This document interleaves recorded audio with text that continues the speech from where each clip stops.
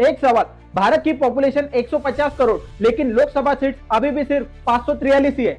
अब सरकार कह रही है सीट्स बढ़ाकर 850 करेंगे, लेकिन क्या ये सिर्फ रिप्रेजेंटेशन बढ़ाने का फैसला है या पॉलिटिकल पावर शिफ्ट? क्या साउथ इंडिया का इन्फ्लुएंस कम होगा और विमेन रिजर्वेशन इसकी असली वजह है या सिर्फ नैरेटिव? आज हम इस पूरे मुद्दे को सिंपल लैंग्वेज में डिकोड करेंगे। मैं हर्षल भूसारी, political researcher end game of power book का ऑथर, हमारे इस चैनल पर आपका स्वागत करता हूँ। तो जल्दी से इस चैनल को सब्सक्राइब कर लीजिए एंड बेल आइकॉन पर क्लिक कीजिए। सबसे पहले एक बेसिक फैक्ट समझिए। आज भारत की पॉपुलेशन लगभग 150 करोड़ है, लेकिन लोकसभा की सीट अभी भी सिर्फ 543 ही है। अब शॉकिंग बात सुनिए, 50 साल पहले जब पॉपुलेशन सिर्फ 60 करोड़ थी, तब भी सीट 543 ही थी। मतलब पॉपुलेशन 2.5 गुना बढ़ गई, लेकिन रिप्रेजेंटेशन वही का वही है। यानी एक सांसद को अब पहले से कहीं ज्यादा लोगों को रिप्रेजेंट करना पड़ रहा है, और इसीलिए अब सरकार कह रही है इस सिस्टम को अपडेट करना बेहद जरूरी हो गया है। अब समझते हैं कि सरकार आखिर करना क्या चाहती है। इसके लिए एक स्पेशल सेशन बुलाया गया है और उसमें 3 बड़े बिल्स इंट्रोड्यूस किए गए हैं। सबसे पहला है कॉन्स्टिट्यूशनल अमेंडमेंट बिल। इसके तहत लोकसभा की सीट बढ़ाकर 850 करने का प्रपोजल है, जिसमें 815 सीट राज्यों के लिए और 35 सीट यूनियन टेरिटरीज के लिए होगी। दूसरा है डिलिमिटेशन बिल, यानी कॉन्स्टिट्यूंसी को दोबारा रीडिफाइन किया जाएगा ताकि पॉपुलेशन के हिसाब से नई बाउंड्रीज तय हो सके। तीसरा है यूटी लॉज अमेंडमेंट बिल, जिसका मकसद यूनियन टेरिटरीज में रिप्रेजेंटेशन को अपडेट करना है। अब सवाल है सरकार का मेन ऑब्जेक्टिव क्या है? तो पहला है वीमेन रिजर्वेशन को जल्द से जल्द लागू करना, और दूसरा है पॉपुलेशन के हिसाब से फेयर रिप्रेजेंटेशन सुनिश्चित करना। 2023 में एक महत्वपूर्ण लॉ पास हुआ था, जिसमें लोकसभा और विधानसभा में 33% रिजर्वेशन महिलाओं के लिए दिए गए थे। लेकिन उसमें प्रॉब्लम क्या थी?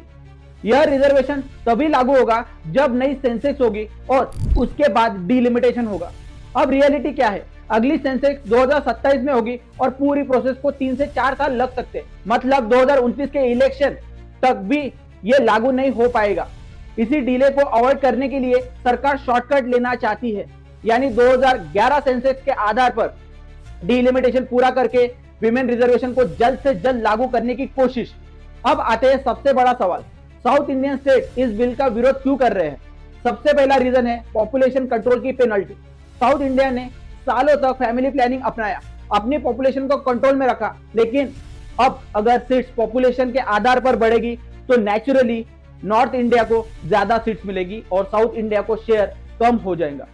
दूसरा बड़ा रीजन है पॉलिटिकल पावर शिफ्ट। आज हिंदी बेल्ट के पास लगभग 207 सीट्स है, जबकि साउथ इंडिया के पास करीब 132 सीट्स है। लेकिन डिलिमिटेशन के बाद हिंदी बेल्ट की सीट बढ़कर लगभग 366 हो सकती है और साउथ की करीब 176, यानी ग्रोथ डिफरेंस काफी बड़ा हो सकता है। तीसरा रीजन है रिप्रेजेंटेशन इम्बैलेंस। नॉर्थ का शेयर बढ़ेगा, वही साउथ का शेयर घटेगा, और इससे नेशनल पॉलिटिक्स में इन्फ्लुएंस शिफ्ट हो सकता है। यह सिर्फ नंबर्स का इशू नहीं, यह पूरे इंडिया के पॉलिटिकल स्ट्रक्चर को बदल सकता है। अगर इस प्रपोजल को इंप्लीमेंट किया गया तो इसके कई बड़े इंपैक्ट देखने को मिल सकते हैं। सबसे पहले फेडरल बैलेंस डिस्टर्ब हो सकता है, यानी राज्यों के बीच पावर डिस्ट्रीब्यूशन बदल सकता है। दूसरा, रीजनल पार्टीज कमजोर हो सकती है क्योंकि उनकी पॉलिटिकल बार्गेनिंग पावर कम हो जाएगी। तीसरा है हिंदी बेल्ट का डोमिनेंस काफी बढ़ सकता है, जिससे नेशनल पॉलिटिक्स का डायरेक्शन बदल सकता है। इसी वजह से तमिलनाडु, तेलंगाना, कर्नाटका जैसे स्टेट इस बिल का स्ट्रांगली अपोज कर रहे हैं। उनका कहना है कि यह सिर्फ सीट बढ़ाने का मामला नहीं, बल्कि पॉलिटिकल इन्फ्लुएंस शिफ्ट करने का इशू है।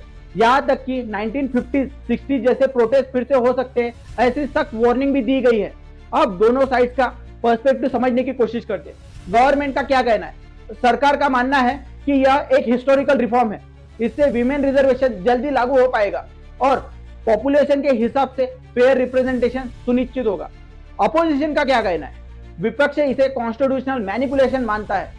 उनका आरोप है कि साउथ इंडिया को वीकन किया जा रहा है और यह पॉलिटिकल फायदा लेने की एक रणनीति है। इन शॉर्ट, एक तरफ रिफॉर्म की बात है, दूसरी तरफ पावर शिफ्ट की चिंता। सच शायद इन दोनों के बीच कहीं छिपा हुआ है।